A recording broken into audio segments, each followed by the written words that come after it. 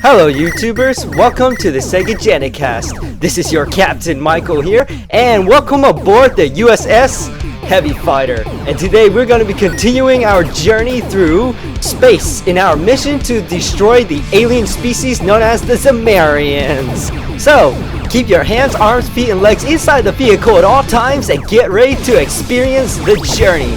If you ever get sick on this ride and you need a barf bag, it's located in the seat in front of you.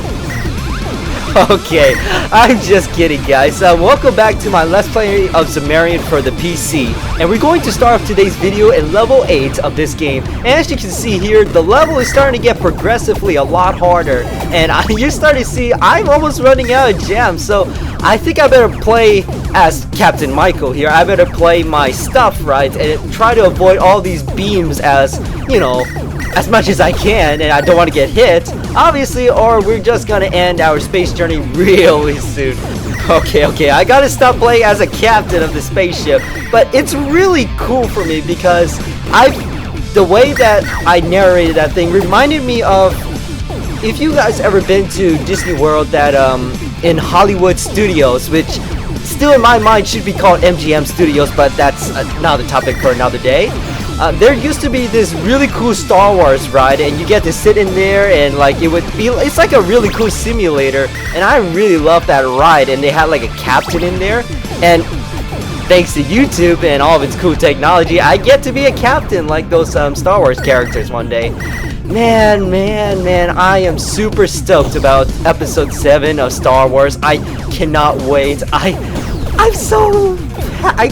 can't wait for it to happen. And I sure as heck hope that it doesn't turn out the same way as the prequels did. But I don't think so, because from what the trailers I've been seeing, it looks and sounds like it's gonna be an awesome movie. So yeah, so I can't wait for that. But now we're on the boss already for this level 8 thing. As you can see here, this boss kind of has a little bit of a strategy. Where like he doesn't really shoot a lot of missiles, but he shoots these shield-like spiky things as you can see on the screen right now. And they're kind of hard to avoid, so the main thing to do before that is to shoot your, like, at least an opening, so that you give yourself some space that you can't get hit by that stuff. And but even if you're trying to shoot all those things, remember that the main target is at the center of the actual enemy, as you can see right there. And it's actually kind of hard to hit thanks to all these weird spiky things that are blocking your way. So yeah, so let's keep on shooting this guy. And I think the best weapon, honestly, for these kind of bosses would have to be the Dragon's Breath, because the Dragon's Breath is a very accurate kind of weapon. The Medusa is my favorite weapon in this game. However, the Medusa doesn't serve as good of a purpose here. It's because, as you can see here, sometimes you would occasionally see those little light fighters occasionally moving in and out, causing you to... It actually basically diverts the Medusa's beam away from the boss, and that's actually kind of annoying. So, as you can see here, I'm using the Photon Blitz as well, because I was basically about to run out of my Dragon's Breath. So why not switch over to the Photon Blitz and save yourself money? I think it does as well, equally good of a job as well. So for bosses like this, I would recommend like using the Photon Blitz and the Dragon's Breath. Alright, so let's collect all these nice gems here. And we're already in level 9 of this commentary already. Alright, so let's collect all these things right here. Nice. I'm gonna stick to the Photon Blitz because I still have a lot of weapons health from that thing. So why would I want to switch out? Yeah, get that other power up right there. Nice. So I just replenished all the health from my my Photon Blitz package. And that's really nice. So I'm gonna hold on to it for a while. And the Photon Blitz, I think it's an okay weapon. The only thing I really like about it though is that it's a very wide spreading shot, kind of like a shotgun effect in a way. The only downside is that each of the beams are very weak. That's the sad part. But here's the good thing about the Photon Blitz. Do you see that score counter in the top left corner right there? The Photon Blitz does an excellent job of making you earn the most points possible. So if you're looking to get the highest points in the leaderboard section of this game, I suggest using the Photon Blitz a lot. Now that could be kind of hard because of, well, the in order to get the photon blitz, you actually needed to have the heavy fighter, and the heavy fighter costs a lot of money. So that's the biggest flaw with that. But if you're good enough and you can stick around with the photon blitz for a long time and avoid all those enemy shots like that, yeah, you can earn yourself a lot of nice points. But here I'm just gonna switch to Medusa because obviously I'm not very good with the photon blitz, to be honest, but I assure you there is some player in the future that could be pretty good with it. But for now I'm just gonna use the Medusa because, as you can see here, I'm pretty occupied with these shots, these homing shots that are chasing me, and they're pretty annoying. So the Medusa does the pretty nifty work of because I want to avoid the shots, and I just let the Medusa do the work for me of aiming to the actual target. Now this boss, oh boy, this boss is actually a pretty tough boss. He may not look tough at first. Well, kinda, because there's this annoying spiky enemy standing right in front of me.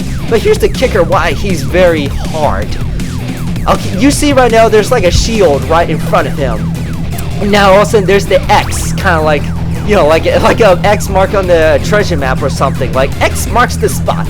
So obviously yes, X marks the spot, and that's where you have to shoot the enemy at.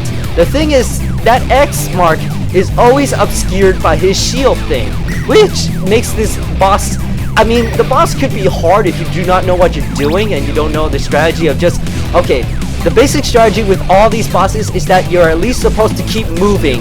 If you stay in one place, you're gonna get shot and you're gonna lose all your health and lose all of your money. So obviously you don't want to do that. So yeah, just keep moving around in a circle and you get it. So yeah, if you do use that strategy, this boss won't be hard, but it would be very time consuming. It's very laborious. And as you can see here, obviously, I'm taking a lot longer time on this boss than most of the regular ones. And that's why I would technically consider this boss as the hardest in the game. And actually, it's kind of a little bit early to say that since we haven't actually reached the final boss yet. But trust me, I've played the final boss, and I think this boss is much harder. Because you do not want to let that spiky thing touch you. Because once he does, he actually starts shooting like a barrage of missiles right into you. That will totally devastate your health bar. So obviously you don't want that to happen. So yeah, let's just keep fighting this. Yeah, let's get X marks the spot. And one thing I kind of find a little bit annoying is that sometimes the boss will come out of the shooting range of where the ship can go to, and that could be kind of hard for you to actually aim at the target and actually hit him when there's obviously nothing, you know, to hit you on the screen. Like here's right now is the perfect opportunity, and then there'll be some times where in that perfect opportunity the boss would just move out of the shooting range of where you can shoot at, and you can't damage him. And then for laugh's sake, he just all of a sudden moves back in when he has the shield over him, and yeah. So obviously this boss is definitely trolling with me. So, okay, hey, wait a minute. I thought that life bar was at red for a moment. Now it's back to green? Not sure, maybe I'm just imagining things. Oh, well, I guess that's the benefit of you guys. You guys get to look back in the video and see if I'm right or not, which I'm probably most likely wrong, so whatever. It's just Michael's having a delusion here because this boss fight is hard and is going for a really long time, by the way. Well, actually, it's not the hardest boss fight I've ever fought. You know what is? If you ever played Kingdom Hearts, that Phantom boss fight in the, what is it? The Neverland world, which is like a secret boss you can unlock in the Neverland. Yeah, he's the hardest. I could have swore to you that took me 2 hours to complete that boss fight. It was painful, I tell ya. And the ironic thing about that boss is that it's actually difficult in the same way as this boss, in that it actually uses kind of like a cloak kind of thing to hide its weak spot, which is like a little globe underneath its cloak. And yeah, this boss usually the same strategy, but I'm so glad that I beat this boss in a much less time than that boss, and that's pretty sweet. So, join me next time as we embark on our next mission in the next video.